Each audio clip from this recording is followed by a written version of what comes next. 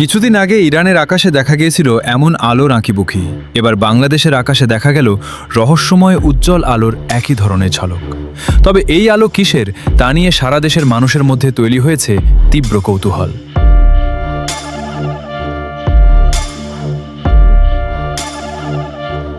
আলোর বিভিন্ন ছবি ও ভিডিও ইতিমধ্যেই ছড়িয়ে পড়েছে সামাজিক যোগাযোগ মাধ্যম ফেসবুকে।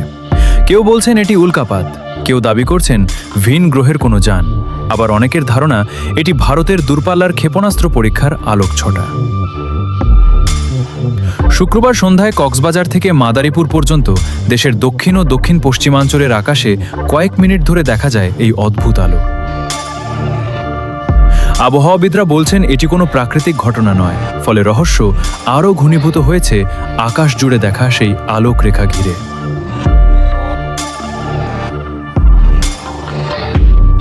শুক্রবার সন্ধ্যার পর দেশের বিভিন্ন অঞ্চলের আকাশে দেখা যায় এক রহস্যময় আলোর ঝলক। এরপর থেকেই আলোচনার কেন্দ্রবিন্দুতে উঠে আসে এই অদ্ভুত আলোকছটা। প্রত্যক্ষদর্শীরা বলছেন আকাশে হঠাৎ করেই দেখা যায় লম্বা উজ্জ্বল আলোর রেখা। কেউ এটিকে উল্কাপাত মনে করছেন, কেউ বলছেন এটি ভিন গ্রহের কোনো যান বা ইউএফও, আবার অনেকে ধারণা করছেন এটি কোনো দূরপাল্লার মিসাইল পরীক্ষার অংশ হতে পারে। আবহাওয়াবিদরা বলছেন এটি কোনো প্রাকৃতিক আবহাওয়াগত ঘটনা নয়। তাদের ধারণা ভারতের জলসীমা কিংবা উড়িষ্যার উপকূলের কাছাকাছি কোথাও দূর থেকে দূরপাল্লার ক্ষেপণাস্ত্র পরীক্ষা চালানো হয়ে থাকতে পারে। অতীতেও ভারতের অগ্নি সিরিজের ক্ষেপণাস্ত্র পরীক্ষার সময় বাংলাদেশ ও পশ্চিমবঙ্গের আকাশে একই ধরনের আলোর রেখা দেখা গিয়েছিল বলে জানিয়েছেন তারা।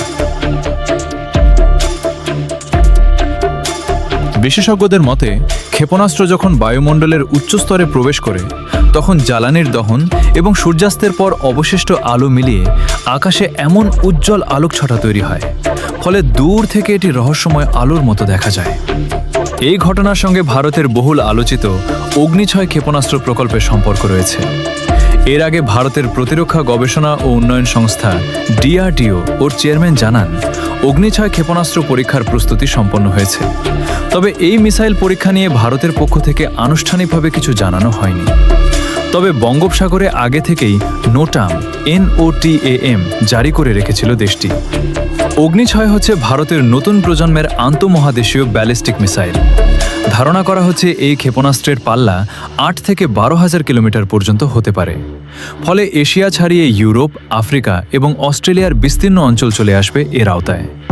বর্তমানে কেবলমাত্র আমেরিকা, রাশিয়া, চীন এবং উত্তর কোরিয়ার কাছে 12,000 কিলোমিটারের বেশি পাল্লার ICBM প্রযুক্তি রয়েছে। ভারতের এই মিসাইলে ব্যবহৃত হচ্ছে MIRV প্রযুক্তি, অর্থাৎ একটি মিসাইল থেকে একাধিক পারমাণবিক ওয়ারহেড আলাদা আলাদা লক্ষ্যবস্তুতে আঘাত আনতে সক্ষম হবে। এছাড়া স্থল ও সাবমেরিন উভয় স্থান থেকেই উৎক্ষেপণ করা সম্ভব হতে পারে এটি। আসাদুল ইসলাম, রাইট টিভি।